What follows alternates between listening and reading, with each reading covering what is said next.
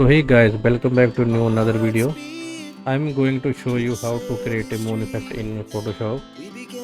Create new file, go to layer and select solid color, select a black color. Now open image,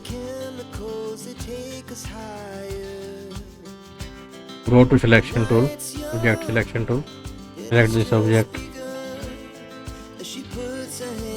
insert image here, go to layer, hold control and select this object. Now create a mask. Now right click on a mask and add mask to selection, solid color, select color black, right click, create a clipping mask, create a new layer.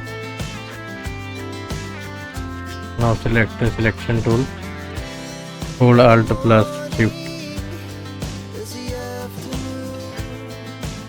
go to edit, fill color, select color white.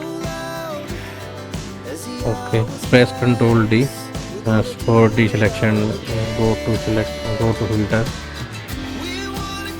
blur, Gaussian blur. Now select first layer, right click and select the blending option, hold Alt,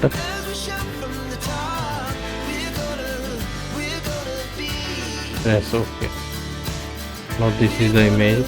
Thank you for watching this video and like and subscribe my channel for support me.